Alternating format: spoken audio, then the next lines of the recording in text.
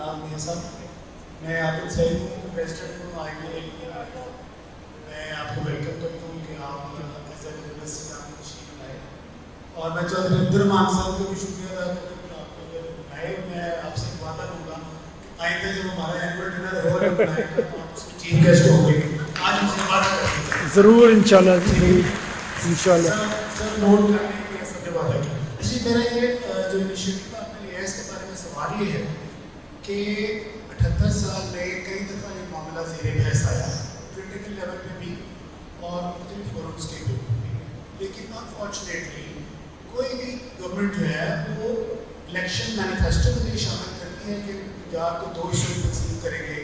لیکن اس کے اوپر کبھی بھی آج تک ایک قدم بھی آگے نہیں بڑھایا جا سکتا۔ تو آپ کا جو اوور ایمبیشس ایک پلان ہے یا اس کو آپ پروپوزل کہہ رہے ہیں کہ جب ہم اس کو سیدھے ٹیکس میں کنورٹ کر دیں گے، یہ کرنا چاہتے ہیں، یہ کس طرح کا کامیاب ہے؟ دوسری بات یہ ہے کہ پولیٹیکل لیڈرشپ ہماری کنوینس نہیں ہے، جو کہ مجھے نہیں لگتا، میری اپنی ساری زندگی میں نے دیکھا ہو کہ وہ کنوینس ہیں کہ ان کو اس مینیفیس سے جو سیٹ اپ ہے اس کو تبدیل کیا جائے، کیونکہ اس صوبے میں ایک خاص گورنمنٹ، خاص جماعت کی حکومت ہے، صرف میں خاص جماعت کی حکومت ہے۔ Why would they like to divide the power؟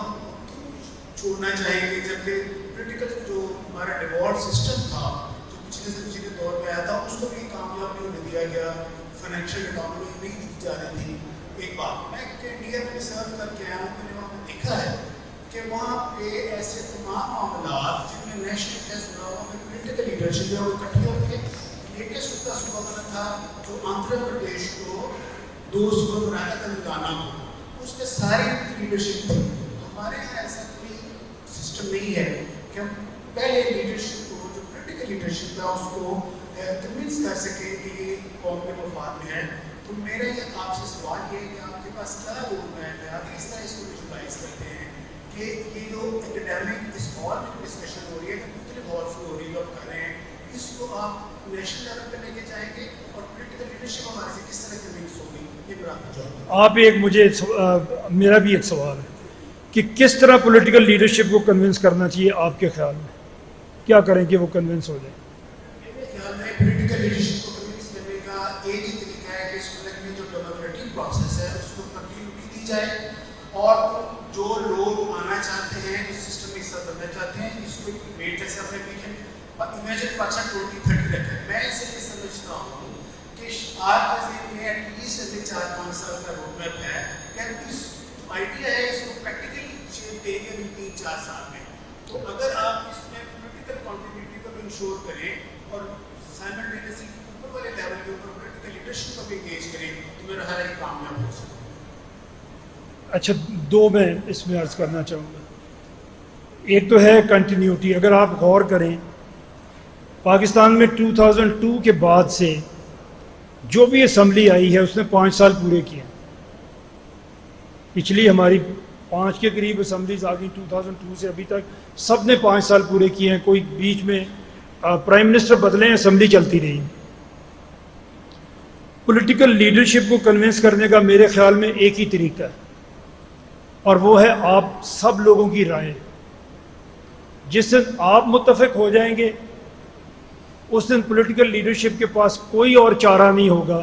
کہ وہ آپ کی بات سنیں۔ تو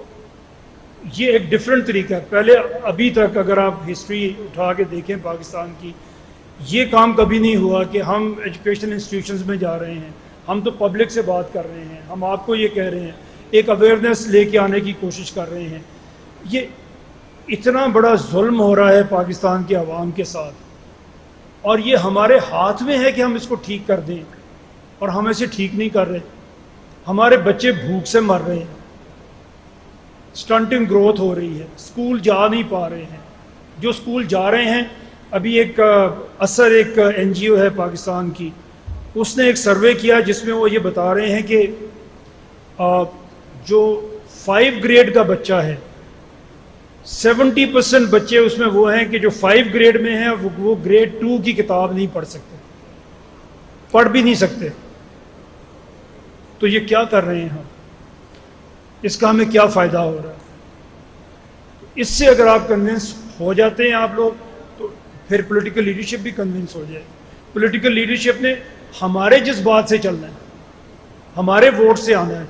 تو وہ آئے گی تو پھر کنونس بھی ہو جائے گی انشاءاللہ۔ جی